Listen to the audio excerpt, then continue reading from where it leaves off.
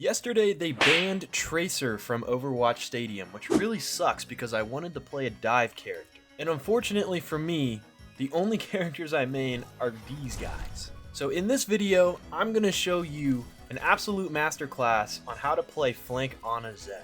We'll walk through the perks and powers you need to absolutely ravage their backline, as well as demonstrating how a main support can pick apart a team from the inside out, win 1v1s, and absolutely dominate with a build that's more than just a gimmick.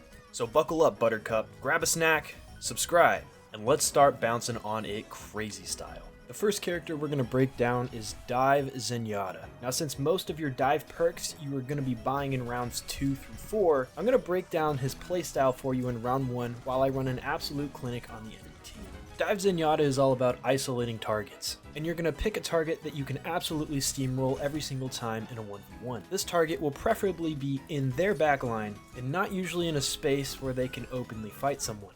When fighting this isolated target, you have two options.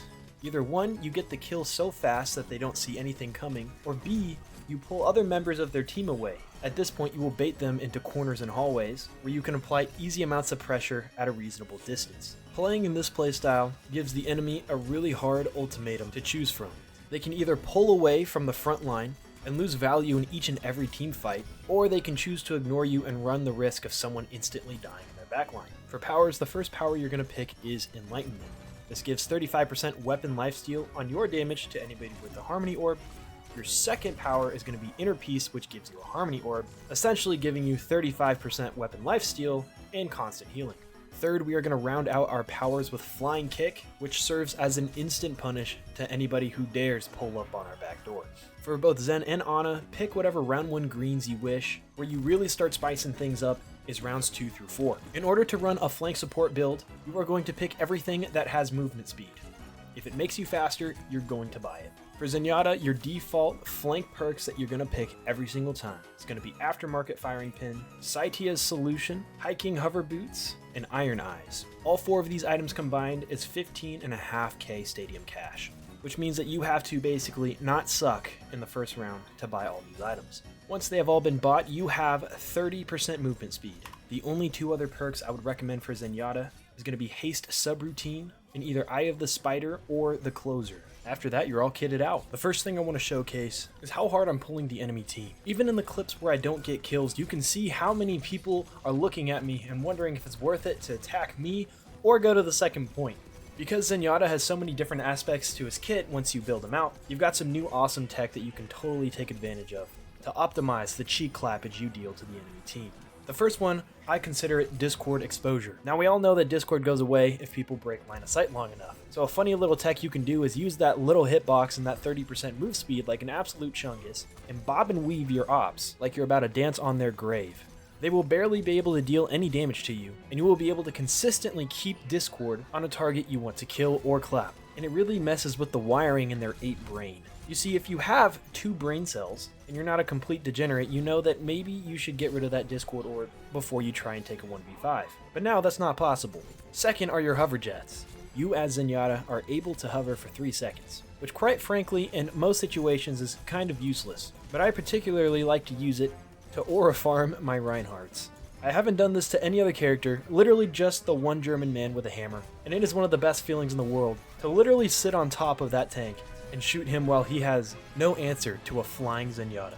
It is the greatest form of aura farming in Overwatch Stadium, and I will die on that hill. And by the way, if you have made it this far in the video, I'm going to kindly ask that you absolutely destroy that subscribe button. I am an absolute goblin, and I love making the most devious stadium builds of all time. If you have a stadium build too, link to the Goon Cave will be in the description below, where you can post your stadium build suggestions in my Discord. Let me know what character you want me to play next, and how you want me to absolutely break the game. I've also been contemplating doing an unranked to all-star, so if you would be interested in that kind of long-form content, also let me know. I'd probably be looking at hitting all-star with a DPS, mostly because tank bores me, and support queues are insanely long. Also, God forbid Tracer comes back into Overwatch Stadium, I'm looking to make a tank Tracer build, so keep an eye out for that. I'm seeing a lot of other videos focusing on her weapon power or her ability power, but I find that she has a lot of utility in her kit to take space, and if you combine that with damage mitigation, she can be an absolute threat on the battlefield while getting punished way less often. Because let's be honest with ourselves, none of us here are professional Tracer players, and all of us are getting tired of playing that character and getting sneezed on. So I'm hoping that my next video will create an awesome and fun solution to that problem. Flank Ana, just like Flank Zenyatta, does have a lot of similar perks, but the playstyle is a little bit different. Where Zenyatta is looking to get really fast kills and then pull the team, Ana is looking to be a thorn in the enemy team's side / butt cheeks before baiting 1 to 3 people to fight her in a 1v1. Ana speed gives her the maneuverability, but her powers in her kit will give her many options for sustainability, survivability, as well as CC punishes to ensure that kills are made. Ana has 3 core powers that she needs to get, but the order of them depends on an enemy team comp. The first 2 come as a combo. It's going to be Comfy Cloud, where your sleep dart explodes in a 3-meter radius, and Dreamy, which will heal any ally 80% of their max life over 4 seconds if they are hit with a sleep dart. These 2 powers are essential if the enemy team has really good dive or peel options. Characters like Winston or Genji can easily counter you if you're going for the enemy Ana or Zenyatta. Comfy Cloud and Dreamy are also a great power that works against Kiriko. Because sleep is used as a slight punish or a disengage, we're not really worried if it gets instantly cleansed. And when we shoot the sleep dart at the ground, it will instantly heal ourselves, which is not something she can tolerate. Adding buffs to your grenade can get debuffed the moment she clicks E, which is really annoying and honestly such a brainless power. The third power you can choose is Home Remedy, which grants overhealth equal to 200% of its healing.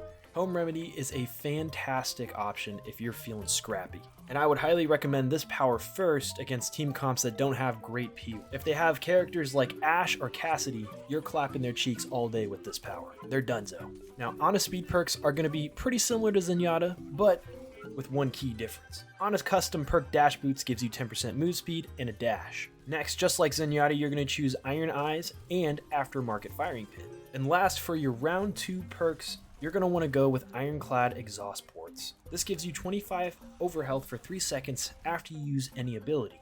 Ana's dash is an ability. It is also on a 4-second cooldown, which is a fantastic synergy. Lastly, in round 3, if you have the Stadium Cache, the absolute GOAT item that will finish out your build is Booster Jets. Booster Jets gives you 20% attack speed, but it also gives you 10% move speed for 2 seconds after you use an ability, like the dash that is on the 4-second cooldown. Any other items that you would like to buy is really up to you. One I always end up picking up, but not all the time if I'm not feeling it, is Potent Projectiles. That makes your unscoped projectiles 100% larger. You will not be scoping in on this Ana build, and if you have flyers on the enemy team, this is a really good remedy to make sure that you hit the most shots possible. Well, ladies and gentlemen, that is about all I've got for you today. Thank you for watching my video, and if you have made it this far in the video, comment your favorite stadium build only using emojis. Maybe I'll try to run it the next video, or the video after, depending on if we do Tank Tracer or not.